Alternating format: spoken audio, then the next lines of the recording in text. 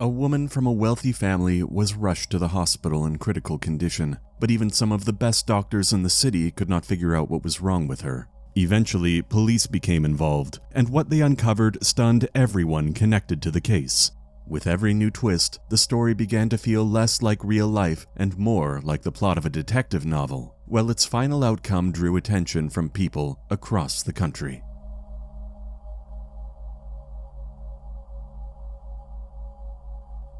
Nancy Lyon was born on August 6, 1963, in Dallas, Texas. She was the youngest of 4 children, with 2 older brothers and a sister. Her father had built a successful career in commercial real estate, so the family was very well off. They lived in one of the most prestigious neighborhoods in Dallas, were actively involved in charity, and were highly respected in the community.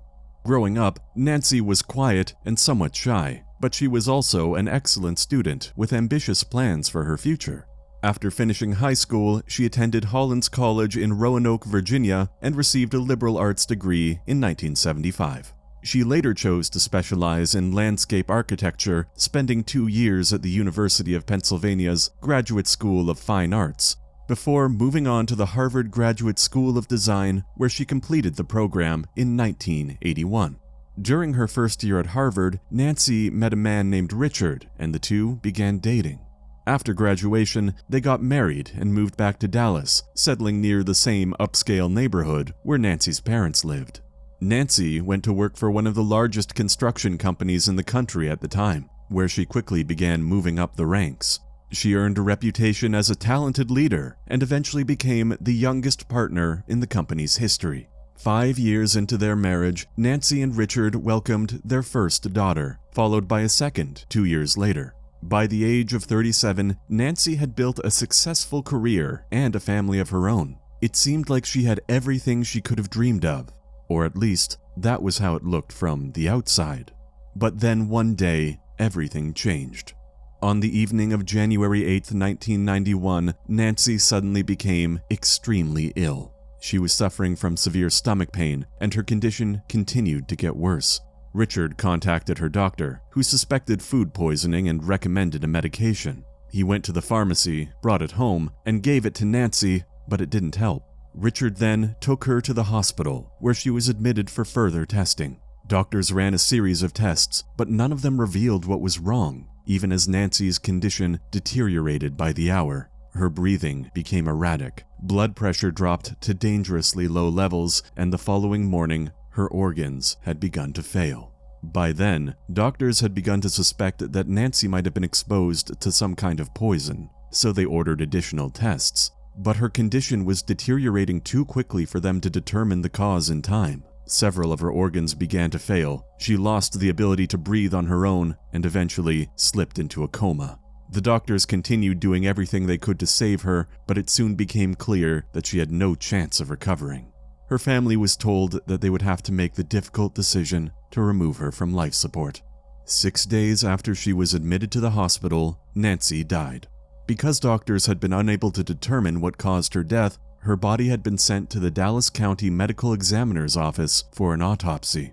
But there was another reason as well. By that point, they were seriously considering the possibility that Nancy had been deliberately poisoned.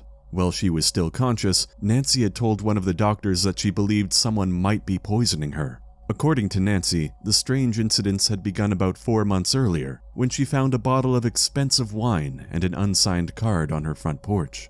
Assuming it was a gift from the neighbors, she poured herself a glass and took a few sips. The wine tasted terrible, so she assumed it had gone bad. Later that evening, she developed severe stomach pain, although at the time, it had never crossed her mind that someone might have tried to poison her. Looking back, however, Nancy remembered that something about the bottle had seemed unusual. It looked as though it might have already been opened. Her symptoms eventually went away, but not long afterward, 2 things happened that made Nancy begin to wonder whether someone was deliberately making her sick, and whether her own husband might be behind it. Back in 1989, several years before Nancy's death, she had discovered that Richard was having an affair. She found bank statements showing that he had been spending large amounts of money on gifts for another woman and on trips they had taken together. Richard initially denied everything, but eventually admitted to the affair. He and Nancy decided to try to save their marriage for the sake of their daughters, and Richard swore he had ended the affair. About a year later, however, Nancy learned that Richard had spent several days away with the same woman, and at that point, she decided their marriage was over. She told Richard to move out and hired an attorney named Mary to begin discussing the details of a divorce. Nancy also restricted Richard's access to their joint accounts because he was continuing to spend large amounts of money on his mistress. Nancy earned considerably more than Richard did, so she was the main source of the family's income. Without access to their shared money, he would not have been able to maintain that kind of spending on his own salary. In September of 1990, Nancy told Richard that she had made a final decision to go through with the divorce. He initially accepted it, but over the next several weeks, the two began discussing whether they should make one last attempt to save their marriage for the sake of their children.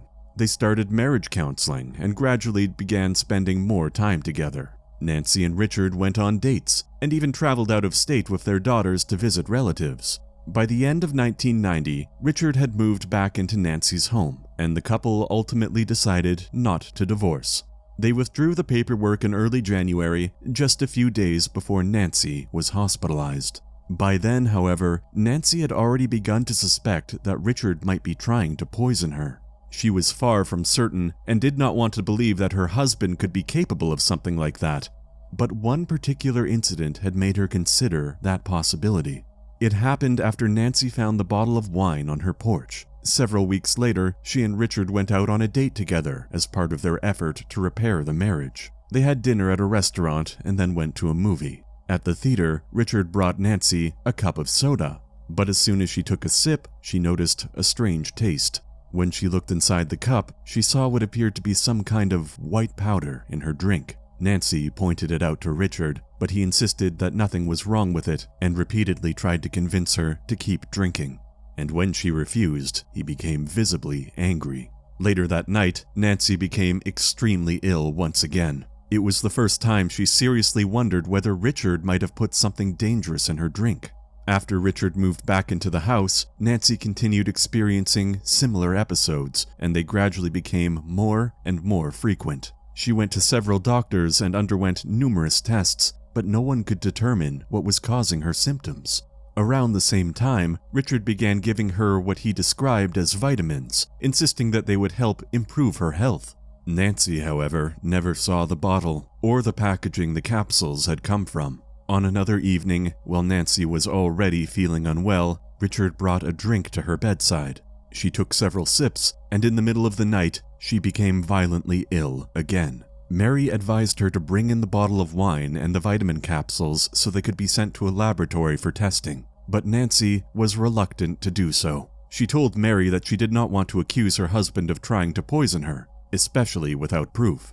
A scandal like that would have been deeply embarrassing to her family, and Nancy had been raised to believe that protecting the family's reputation was extremely important. Still, she had kept both the wine bottle and the capsules, and she told Mary where to find them. As soon as Mary learned that Nancy had been hospitalized and that the doctors could not explain her condition, she called Nancy's father and told him everything. Nancy was still alive at the time. Her father immediately went to the hospital and asked the doctors to test her for poison. He also brought them the wine bottle and the capsules, which were then sent to a laboratory for analysis. At that time, the doctors had already submitted samples of Nancy's blood for toxicology testing, because she had told them the same story she had previously shared with her attorney. But tests like these took time, and Nancy's condition was deteriorating far too quickly, so none of the results came back before she passed away. After Nancy died, 2 separate reports were made to the police. One came from her family after they learned what she had told her attorney. The other came from the doctor Nancy had spoken to about her fears of being poisoned just hours before she slipped into a coma. The medical examiner performed an autopsy but could not find any natural reason for Nancy's organs to have failed. As far as he could tell, she had not been suffering from any illness or medical condition that could explain her death, so he would have to wait for the toxicology results to learn more. In the meantime, experts examined the bottle of wine and the vitamin capsules Nancy's family had brought to the hospital. No poison was found in the wine, but the capsules told a very different story. Two of them contained barium carbonate, a toxic chemical used for industrial purposes and never meant to be consumed. It could have explained Nancy's symptoms, but when Nancy's toxicology results came back, they revealed something else entirely. The poison in her system was arsenic, not barium carbonate. The concentration in her blood was many times higher than normal, and the medical examiner concluded that arsenic poisoning had damaged her organs and ultimately caused her death. This left investigators with a confusing situation. Nancy had almost certainly been poisoned, but apparently not with the same toxic substance found inside the capsules she had been taking. Once investigators received the results, they began trying to determine when and how Nancy had been given the fatal amount of arsenic. Nancy had been getting sick on and off for nearly 4 months before her death, including several particularly severe episodes, which led investigators to believe that someone may have been poisoning her repeatedly throughout that time. To see whether that was the case, they asked a chemistry professor to examine strands of Nancy's hair for traces of arsenic. The idea behind the testing was pretty simple. Hair grows outward from the root, so the farther a section was from Nancy's scalp, the earlier period of her life it represented. Because traces of arsenic could remain in the hair, the professor could estimate roughly when the poison had entered her body. In the end, he identified at least 3 separate exposures. The earliest had occurred about 2.5 months before Nancy's death, while the most recent, and the one that left the highest concentration of arsenic in her hair, appeared to have taken place roughly 2 weeks before she died.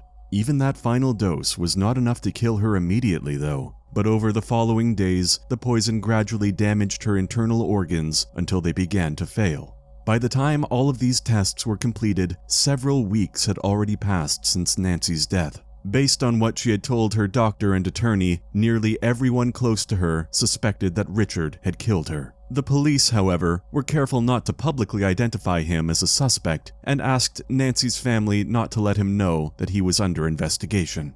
Detectives did not question Richard until about 1.5 months after Nancy's death. To their surprise, they learned that he had only recently returned from a vacation in Mexico with his mistress, a trip the two had taken shortly after Nancy's funeral. Richard was asked to come to the police station, but at first, investigators did not tell him that Nancy's death had been linked to poisoning. At that point, the toxicology findings had been kept secret even from most of her family, so the detectives began with more general questions. They asked Richard whether there were any chemicals around the house that Nancy could have been exposed to. He mentioned some ant and weed killers stored in the garage, but claimed that none of them were harmful to people. As the conversation continued, however, Richard suddenly remembered that he had ordered several chemicals the previous summer, including arsenic and cyanide.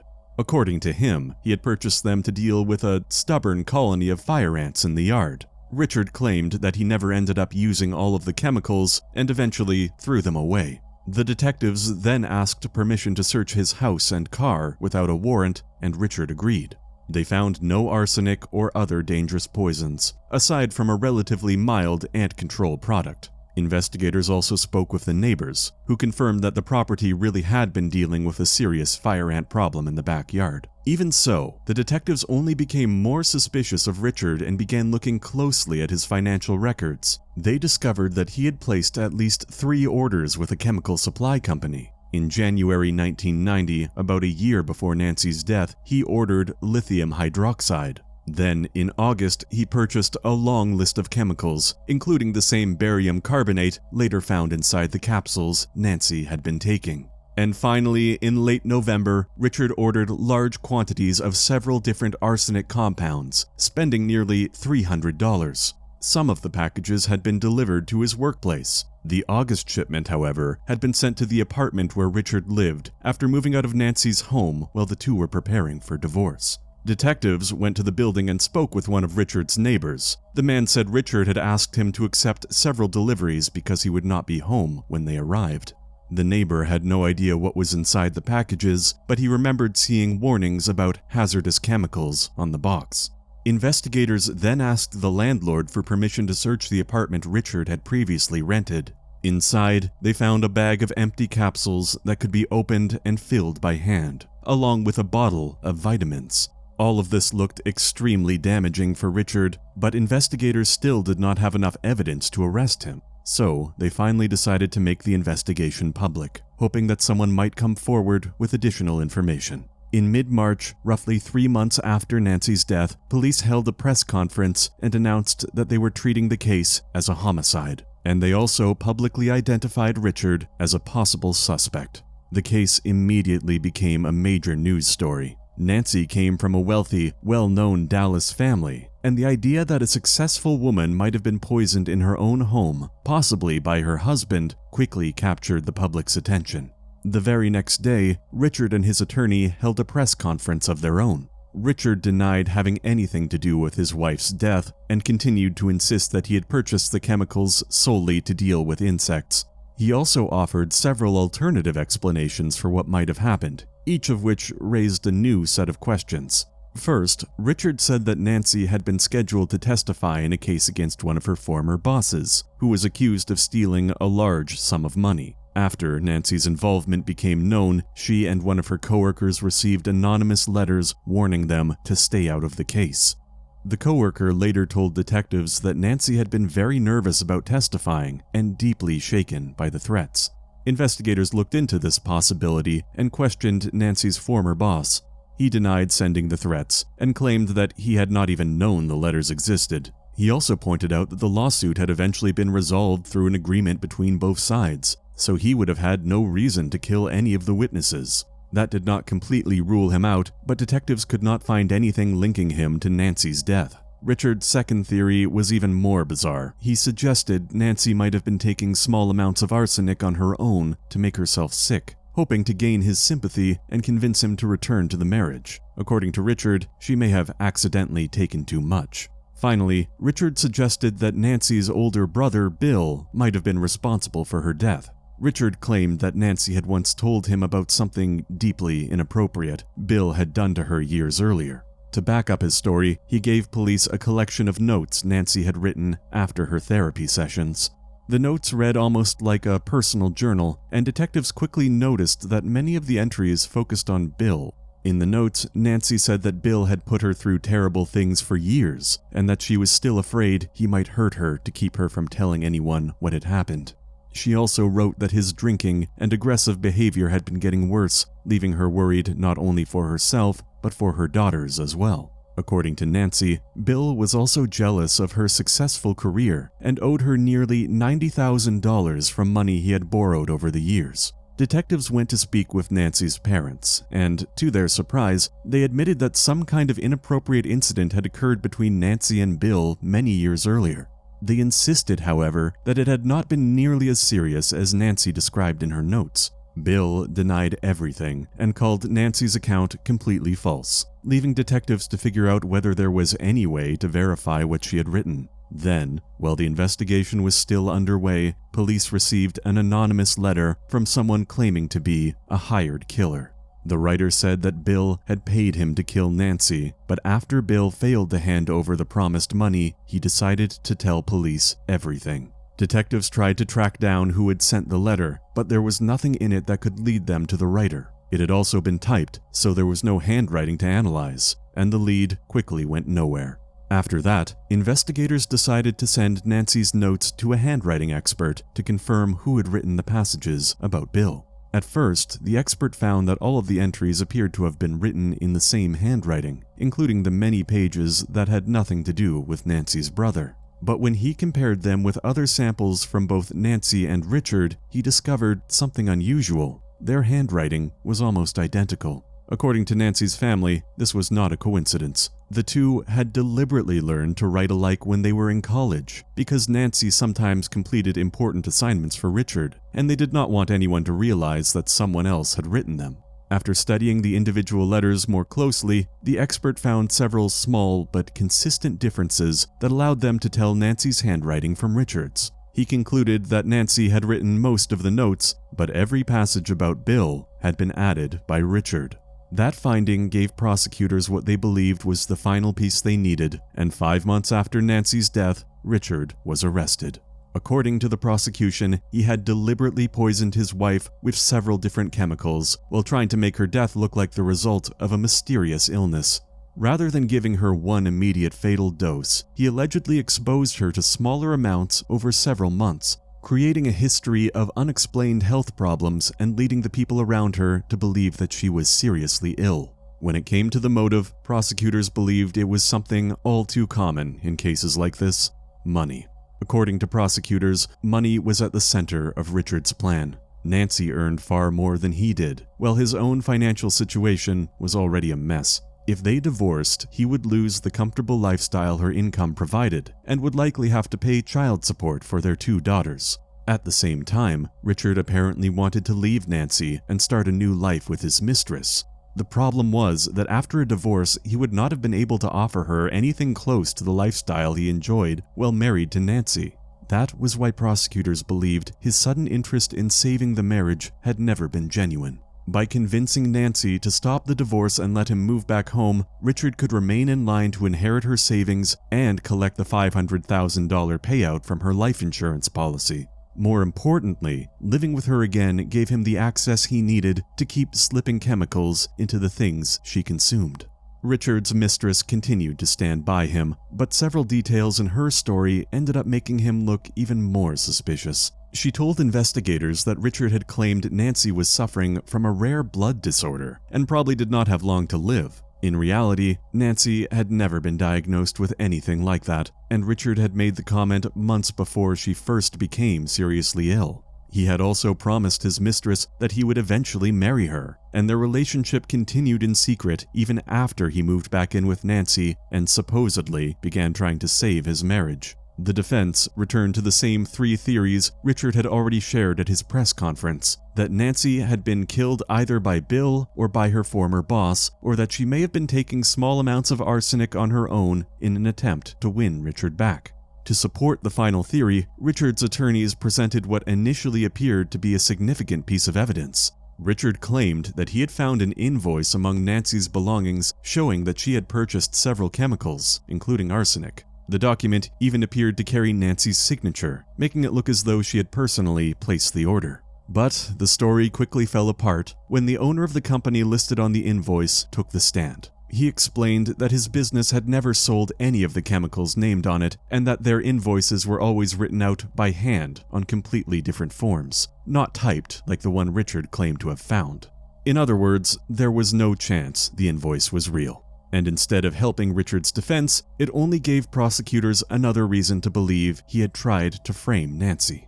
Even so, the defense made one more attempt to convince the jury that Nancy might have poisoned herself. They called a psychiatrist who had never met Nancy at any point in her life. Based solely on conversations with Richard and newspaper coverage of the case, he concluded that Nancy may have suffered from psychological problems and could have knowingly taken poison in an effort to bring her husband back. But the prosecution had a much stronger response to that theory. When Nancy was admitted to the hospital and told a doctor that she believed she had been poisoned, she also begged him not to let her die. If Nancy had knowingly taken arsenic, it made little sense that she would plead for doctors to save her while refusing to tell them what she had taken. Simply naming the poison could have allowed them to begin the appropriate treatment immediately and given her at least some chance of survival. In the end, the jury did not find any of the defense's theories convincing, and Richard was found guilty of murdering Nancy. The judge later sentenced him to life in prison and imposed a $10,000 fine.